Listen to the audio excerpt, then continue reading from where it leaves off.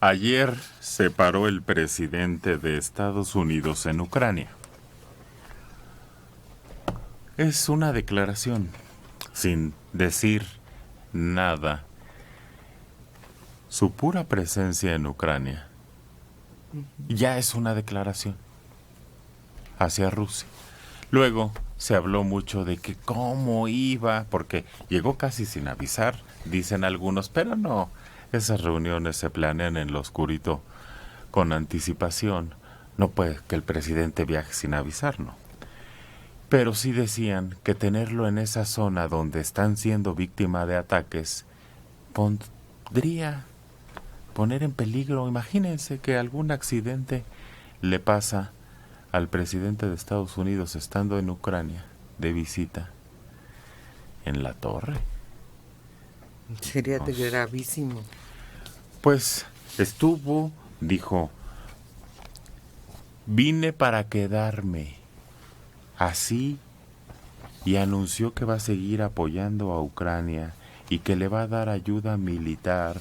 Prometió algo así como $500 millones.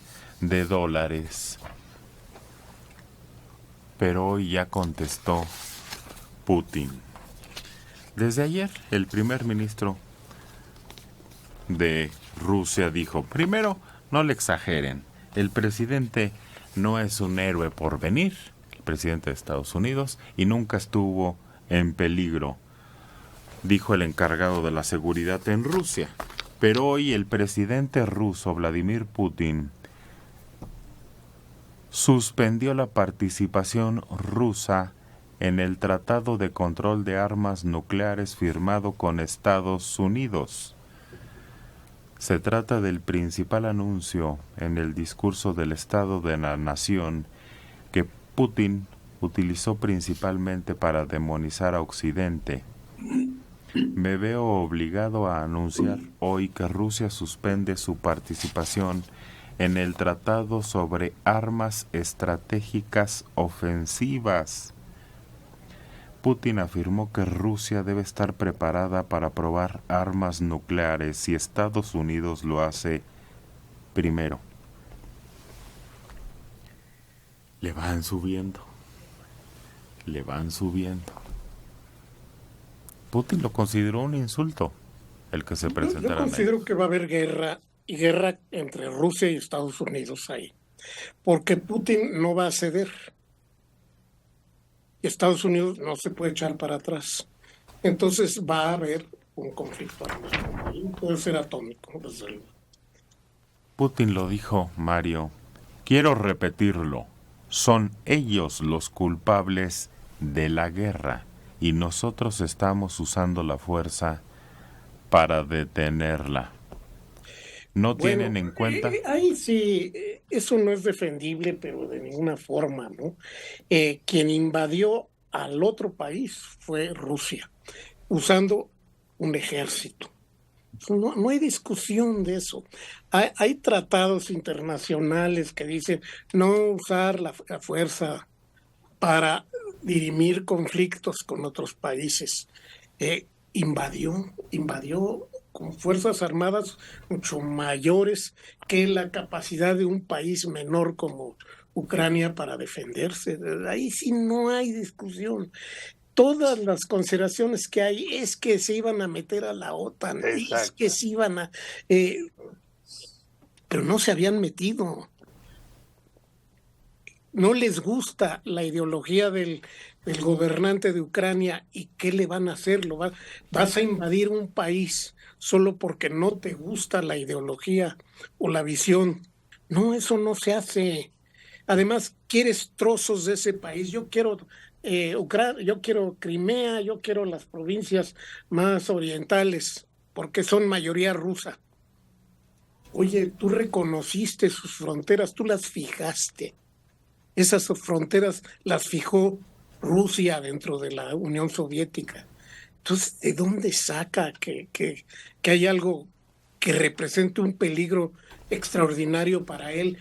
Rusia nunca ha estado en peligro por la orientación política que puede tener Ucrania. A ver,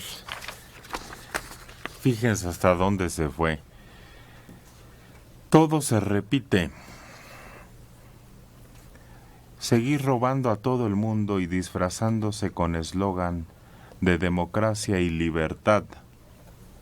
Acusó a Occidente de abrir el camino para que los nazis tomaran el poder en la década de 1930 y afirmó que desde el siglo XIX Occidente ha intentado arrebatar a Rusia sus tierras históricas, lo que ahora se llama Ucrania. Dice que Occidente financió la revolución de 2014 en Ucrania que derrocó a un gobierno prorruso. Esto dio lugar a la rusofobia, al nacionalismo extremo. Y acusa al Occidente de seguir respaldando a Ucrania en su contra. Ya contestó Estados Unidos. Decepcionante e irresponsable la suspensión rusa del Tratado de Desarme Nuclear. Pero evidentemente seguimos dispuestos en cualquier momento a hablar con Rusia de la limitación de armas estratégicas. Más armas nucleares y menos control hacen que el mundo sea más peligroso. Es la razón por la cual hemos trabajado tan duro para involucrar a Rusia en temas relacionados con el control de las armas. Agustín.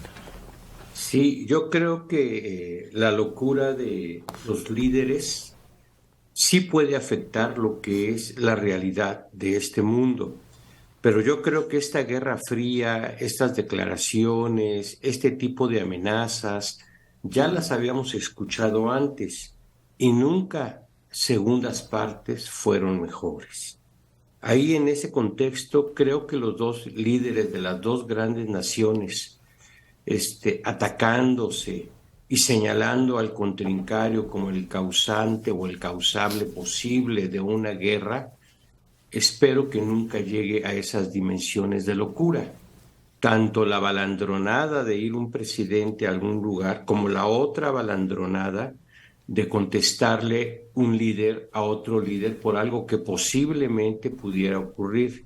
La Unión de Repúblicas Soviéticas Socialistas en su momento nos enseñó que eso que eran los territorios rusos fueron utilizados de una manera feroz en contra de la población civil y en contra del pueblo ruso en general. Putin no puede aducir que Occidente le esté intentando quitar tierras y territorios desde el siglo XIX hasta el siglo XX. No, la manera en que, para no remitirnos a Stalin, Lenin y todo eso, hacia la estación de Finlandia sería una buena lectura para el señor Putin, que entienda que la relación se resuelve en el diálogo y no en amenazas. Y esta Guerra Fría, Manelik, espero que no ocurra en una catástrofe, en una guerra que nos afectaría a todos nosotros. ¿Cuánto tiempo le queda a Biden? 1 año. 1 año. ¿Y si llegara otro, Mario, sería la única posibilidad de que se desactivara esta guerra? ¿Que llegara Donald Trump? No, bueno, sí, es que no hay que olvidar que Donald Trump es aliado Por eso. de Putin. Entonces, seguramente con Donald Trump hubiera apoyado la invasión de Ucrania, aunque él dice que no hubiera ocurrido, desde luego que hubiera ocurrido, pero no hubiera habido reacción de Estados Unidos. No. Y hubieran forzado al gobierno ucraniano a aceptar las condiciones. Por eso es que lo que ha hecho Trump. Lo que tú estás diciendo es muy claro. No hay nadie que se vaya a echar para atrás ahorita. Sí. Por eso quiero preguntar, o trato de encontrar, ¿qué puede entonces detener esto? Desactivarlo. Que Putin salga del poder. Es la única forma. Uy, eso está más complicado. Se puede morir. Dicen que está enfermo. Uy, Alejandro. Dicen que están enfermos todos los gobernantes del mundo y nomás no. Sí. Nomás no se mueren. Yo creo que aquí, si Europa sigue dándole apoyo económico y militar a Ucrania y se extiende la guerra, creo que la salida va a ser la caída de Putin, porque realmente el número de víctimas, no de víctimas, sino de bajas que ha tenido el ejército ruso en Ucrania es algo que no esperaban. Yo no sé si venga una reacción desde dentro de la clase política rusa, como para que en un momento dado ellos mismos detengan la guerra deponiendo a Putin. Porque de otro modo, o Europa Occidental entra al conflicto de lleno, o esto se puede prolongar irremediablemente. Y ya vimos que Inglaterra, ya vimos que Francia, ya vimos que Estados Unidos están dispuestos a seguir armando. Pero yo creo que arman, proveen y todo, pero no es lo suficiente como para derrotar a Rusia.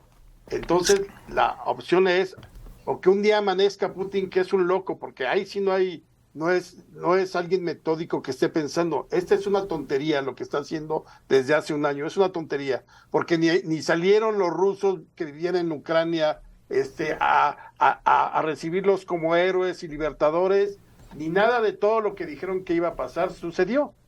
Y entonces están enfrascados en una guerra que ha dejado miles de víctimas civiles, una destrucción inmensa de ciudades, de inmuebles, de edificios públicos, de obra pública y demás, pero también las bajas del ejército ruso no son como, no fueron a un día de campo y yo creo que eso no lo tenía en su plan inicial Putin.